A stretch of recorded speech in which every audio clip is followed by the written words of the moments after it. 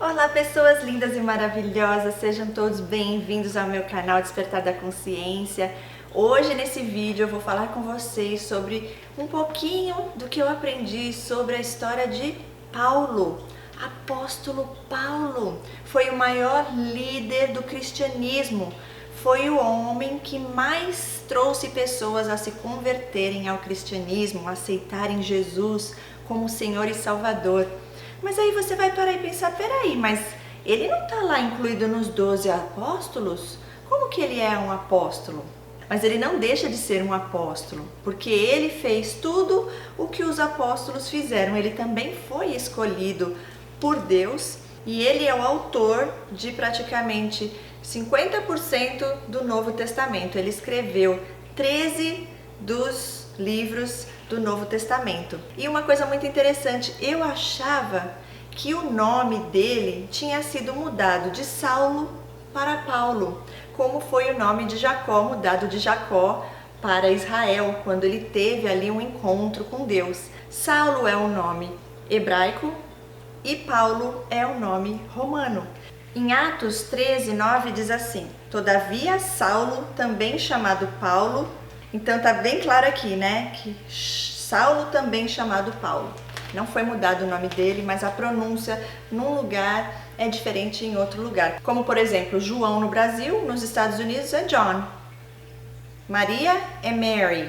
E outros nomes que mudam mais radicalmente de um local para outro. Mas não quer dizer que foi mudado o nome dele. Mas vamos lá. Ele era um homem mau, sanguinário, ele era o maior perseguidor do cristianismo.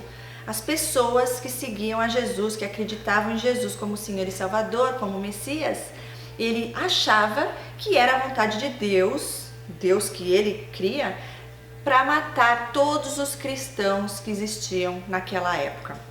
E ele fez com muitos cristãos isso. Inclusive um que marcou muito, que tem grande parte na história da Bíblia, foi Estevão. Ele assistiu Estevão ser totalmente morto, apedrejado diante dos olhos dele. E ele viu esse cristão olhando, viu o céu aberto, enxergou Deus, Jesus à sua direita.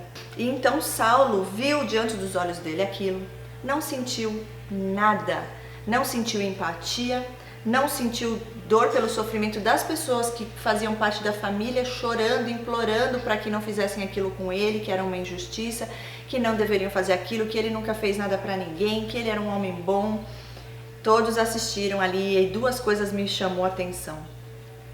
E eu lembrei do caso até dessa moça há pouco tempo agora, que inclusive ela está internada, né? Parece que ela está com o vírus, a mãe do menino Henry e o padrasto do menino, que tudo indica que ele é um psicopata. E aí a gente não sabe direito da história porque até agora ela não falou tudo, mas tá nítido todas as provas, inclusive as evidências em relação aos ex-relacionamentos dele, que ele já fez isso com outros filhos de outras pessoas que ele se envolveu.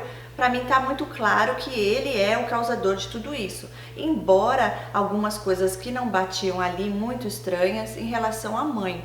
Mas no fundo do meu coração eu creio, para quem conhece sobre psicopatia, para quem conhece quem se envolve com esses seres, a manipulação, o abuso é tanto, a pessoa fica confusa, ela já não sabe mais o que é, o que não é. Eu creio de verdade, eu posso estar errada, tá? Não tô aqui para julgar ninguém, não sou eu que vou fazer isso nunca na minha vida. Cabe a Deus, né? Só Ele pode condenar e julgar.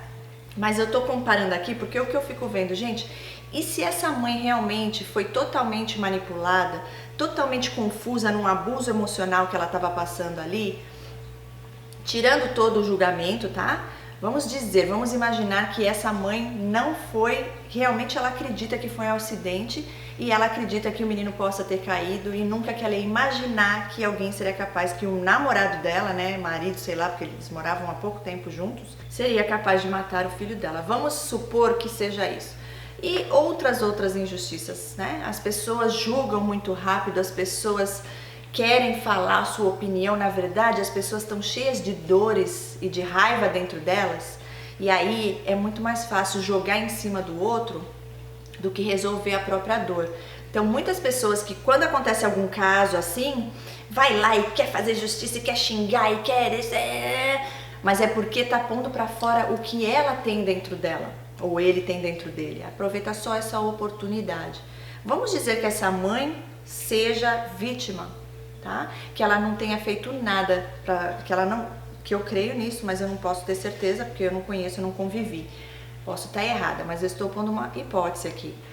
Quantas pessoas foram lá e acusaram e estão xingando ela, tem que queimar no inferno, que morra na cadeia e tal. Imagina uma pessoa, se fosse o seu caso, uma mãe que passa por uma injustiça dessa, ninguém sabe da verdade por completo. Eu vejo claramente que esse cara é o causador de tudo isso, principalmente por várias evidências do passado dele. Agora, ela, eu não sei, eu não vou julgar. Mas eu fico vendo, no caso de Estevão, quantas pessoas ali, os que apedrejaram ele, porque o próprio Saulo, que eu lembre, não jogou uma pedra nele. Todos que estavam ali revoltados, vai morrer, vai, porque seguiram o que os outros falaram, o próprio julgamento, e jogaram pedra até o homem morrer, injustamente. E assim até os dias de hoje eu vejo. Mas o que eu venho dizer é, esse Saulo era um sanguinário, era um monstro, era um psicopata naquela época. Ele matava sem dó nem piedade, ele ainda achava que estava certo, ele não tinha remorso, ele não tinha empatia, ele não sofria de ver o sofrimento daquelas pessoas, da família daquela pessoa que estava ali sendo exterminada por ele. Até que um dia, um belo dia, Deus escolheu ele lá dos céus, jogou uma luz veio lá do céu e ele foi jogado ao chão de bruço. E então ele disse, ouviu uma voz, Jesus falando com ele, Saulo, Saulo, por que me persegues? E ele disse, quem és tu que fala comigo, Senhor? E ele disse, eu sou Jesus, quem você persegue. E aí ele acordou tal e viu que estava cego. Viu que estava cego é boa, né, gente? Não via, não enxergou nada, estava cego. Ficou desesperado, foi levado, por algumas outras pessoas que estavam ali ajudando ele, porque ele não tinha condições de ir para lugar nenhum, lógico. Então ele ficou 3 dias sem comer, sem beber e ficou ali quieto. E teve um sonho de que Ananias seria enviado por Deus para ir lá para curar ele. Quando ele está lá no quarto e escuta a voz de um homem lá querendo falar com ele, ele fala, peraí, quem é? Eu tive um sonho que um homem viria aqui. Interessante que todos tinham medo dele. E então quando Deus falou para Ananias, Ananias falou, eu? Olha, em Atos 9:13 diz, Ananias, porém, respondeu, Senhor, de muitos tenho ouvido a respeito desse homem, quantos males tem feito aos teus santos em Jerusalém. E para aqui trouxe a autorização dos principais sacerdotes para prender a todos os que invocam o teu nome. Mas o Senhor lhe disse, vai, porque este é para mim um instrumento escolhido para levar o meu nome perante os gentios e reis, bem como perante os filhos de Israel, pois eu lhe mostrarei quanto lhe importa sofrer pelo meu nome. Então Ananias foi e entrando na casa, impôs sobre as mãos, dizendo, Saulo, irmão, o Senhor me enviou a saber o próprio Jesus que te apareceu no caminho por onde vinhas, para que recuperes a vista e fiques cheio do Espírito Santo. Imediatamente lhe caíram dos olhos como que umas escamas, e ele voltou a ver. A seguir levantou-se e foi batizado, e depois de ter se alimentado, sentiu-se fortalecido. Então permaneceu em Damasco alguns dias com os discípulos. Saulo, então, ele vai e prega. Aquele homem que era um perseguidor, passou a ser agora um perseguido pelo nome de Jesus. Como ele fazia com os outros, agora estava sendo feito com ele. Mas veja bem que interessante, Deus escolheu esse homem, para você ver como, quando a gente fala sobre transtorno de personalidade, que a gente sempre fala, muitos dizem, não tem jeito, não existe cura, vai nascer assim, vai morrer assim. Quem é que diz? Quem é que sabe? Deus é que manda, Deus é que escolhe, Deus é que faz o que Ele quer, na hora que Ele quer, com quem Ele quer.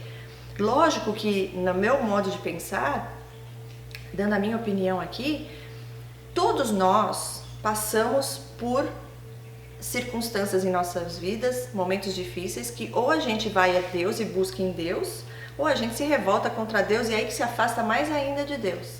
No caso, eu vejo que Deus viu o coração, porque diz que ele, esse homem, Saulo, lembrou de Estevão e ele se arrependeu. Como que ele dizendo, Deus não vai me perdoar por aquilo que eu fiz com aquele homem, com todos, né? Mas aquele homem ficou a lembrança na mente dele de ver ele olhando ali e ele diz, eu te perdoo.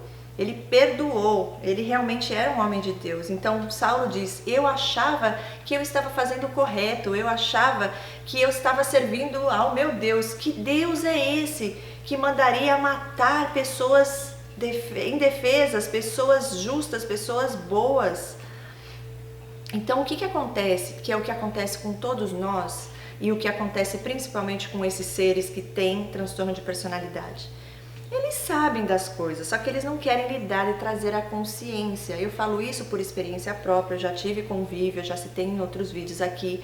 A pessoa sabe o que ela faz de errado, o que ela faz de certo, só que quando vai contestar ou quando tem que encarar aquilo e se arrepender, passar pelo processo para que a pessoa assuma a responsabilidade dos erros e que ela não cometa mais aqueles erros, a pessoa já apaga, rapidinho tira ali e continua seguindo a própria vontade. Falando um pouco de mim, eu creio que todo ser humano na face dessa terra, nós já nascemos do pecado, já nascemos da nossa carne e vivemos até que a gente conheça Jesus e faça a nossa escolha, a gente está vivendo de fazer as coisas que não agradam a Deus. No momento que a consciência começa a vir aos pouquinhos, devagarzinho, a gente vai tipo assim, mas aí eu não vou poder mais fazer isso, né? Não vou mais poder fazer aquilo. Não é que Deus impõe que você vai poder ou não poder. Mas quando você vive do fruto do Espírito, quando você vive do Espírito Santo, você não tem como você continuar fazendo coisas que são da carne. E a gente sabe disso. Eu falo por mim que em alguns momentos que eu sabia que eu ia ter que sacrificar as outras coisas que eram prazerosas, que eu não queria sacrificar. Então, eu vejo que isso acontece com todos nós. Todos estamos aqui para evoluir, para crescer. E a dor que existe dentro de cada um de nós, a gente acaba jogando no outro. E aí é o que não acaba nunca, não tem fim. Por isso que o amor é a única solução para todo o mal. Pagar o mal com o bem. Lógico que a gente tem que se afastar, tá, gente? Né? Eu amo, vem pra cá, eu te perdoo e pode continuar fazendo tudo, os abusos. Não é isso. Você se afasta. Jesus, ele só andou com 12. Ele escolheu 12 discípulos para andar com ele. Então, só para dar uma resumida aqui de tudo que eu falei, nome de Paulo tem origem romana, nasceu em Tarso, que hoje é a Turquia. Filho de judeus, também gozavam ali das regalias de cidadãos romanos. Saiu para ser educado em Jerusalém ainda jovem. Na época, conhecido por seu nome hebreu, Saulo, tinha como missão destruir os cristãos. Ele achava que Deus queria que ele fizesse aquilo. Ele perseguia os cristãos por conta de Jesus. No caminho para Damasco, teve uma experiência com Deus. Uma luz forte jogou ao chão e uma voz que vinha de Jesus lhe perguntou: Saulo, Saulo, por que me persegues? Ficou então cego por 3 dias e Deus enviou Ananias para curá-lo. Ele se arrependeu e foi curado. De perseguidor passou a ser perseguido. Libertou os cristãos que ele mesmo aprisionava e eles os ajudaram a fugir. O homem que mais atraiu pessoas à conversão em Cristo convenceu, influenciou muitos de que Jesus era o Messias. Deus foi glorificado através da vida dele. Deixou um legado do fundamento de fé em Jesus Cristo como Senhor e Salvador. Foi o maior perseguidor do cristianismo e o maior líder do cristianismo. Veja só, um homem antes de Jesus e um homem depois de Jesus. Mas o que eu digo aqui, o que eu aprendi disso principal quando a gente fala sobre os transtornos de personalidade? Deus, ele manda circunstâncias, ele manda pessoas, ele manda evidências, ele o tempo inteiro está se revelando a nós, a todos nós. Principalmente aos que ainda não tiveram essa experiência com Deus. Ele está sempre dando essa oportunidade. Eu digo que até o último respirar de cada um de nós, Ele estará lá, tentando nos atrair a Ele, para que a gente se arrependa, entregue a nossa vida a Ele e creia em Jesus como Senhor e Salvador, porque somente nele existe a vida eterna. Ele é o caminho, Ele é a verdade, Ele é a vida. Então, quando falam que é impossível essas pessoas, não é impossível não. Mas o que eu aprendo é assim: temos o livre-arbítrio. Deus escolhe todos nós. Ele é nosso Criador. Só que nesses momentos, por exemplo, poderia Saulo ter ficado cego e não buscar a Deus e não se arrepender do que ele fez e não ter se permitido ter a consciência, porque tem um momento que ele fala: eu sei o que é que está acontecendo comigo, eu estou pagando pelo que eu fiz de errado. Quando aquilo de ruim aconteceu na vida dele, ele parou e pensou, e ele falou: eu fiz isso, eu fiz o mal e agora eu estou pagando. Como aconteceu com os irmãos de José. Lembra que quando começou a acontecer coisas que o próprio José disse que eles iam ter ali, que ficar presos, eles conversando ali, falando: tá vendo, a mão de Deus está sobre nós, porque nós pecamos, nós fizemos isso com o nosso irmão, agora está acontecendo coisa ruim na nossa vida. E eles também se arrependeram e todos se perdoaram ali. Isso é o que acontece, que eu creio que Deus permite para que as pessoas voltem a Ele, para que as pessoas se arrependam e busquem a Ele. Mas infelizmente tem muitos que não fazem isso, tem muitos que ainda ficam com mais raiva ainda de Deus e ficam mais distantes de Deus. Mas Deus não desiste até o último suspirar de todos nós aqui na face da terra. E foi linda a história de Paulo, quantas coisas ele passou, quantas coisas que ele passou por estar ali levando o nome de Deus, a fé adiante. Deus transformou o caráter dele, um homem que fazia os cristãos blasfemarem contra o nome de Jesus. Ele dizia assim: se você negar a Jesus como Senhor e Salvador, você está livre. Ele meio que forçava as pessoas: ou você vai morrer, ou você nega Jesus, ou eu te mato. E alguns negavam. Alguns negaram, para vocês verem o grau de maldade que esse homem tinha, tanta raiva que ele tinha por conta do nome de Jesus. Ele odiava realmente todos os cristãos, aqueles que amavam o nome de Deus, amavam o nome do Senhor Jesus, Senhor e Salvador. E de repente, Deus vem e faz algo assim na vida dessa pessoa e ela é uma outra pessoa, completamente diferente. Deixou de viver da carne e da própria vontade para ser obediente a Deus, aquele que o curou, aquele que amou a ele primeiro. Deus é maravilhoso, Deus é Deus. Do crente ao ateu, ninguém explica Deus. Eu tenho muita gratidão, toda a honra, toda a glória seja dada a Ele, que Ele continue a usar a minha vida e a vida de vocês que estão aqui sempre presentes, falando sobre outras passagens, pedindo para que eu grave vídeos, porque tudo isso faz com que a gente cresça juntos, que a gente aprenda mais sobre esse Deus, nosso Criador, tão maravilhoso, tão grandioso, tão misericordioso. Nesse vídeo, então, eu deixo aqui essa história, sobre a história de Saulo, que também era chamado Paulo, com uma esperança a todos nós, da misericórdia de Deus, e também para mantermos firmes e fortes na nossa fé, até o fim, sendo obra de Deus, sendo servos e servas de Deus, levando a palavra dele e atraindo mais e mais pessoas a Cristo Jesus. Em Mateus 24:13 diz assim: aquele, porém, que perseverar até o fim, esse será salvo, e será pregado este evangelho do reino por todo o mundo, para testemunho a todas as nações. Então virá o fim. No próximo vídeo eu vou estar falando sobre Salmos 8, que é um salmos lindo, que também tocou muito forte no meu coração. Como eu tenho crescido em Cristo, aprendendo a palavra dele todos os dias, para vir aqui gravar para vocês. Espero que vocês tenham gostado, fiquem com Deus, um beijo enorme no coração de todos e até amanhã. Tchau, tchau!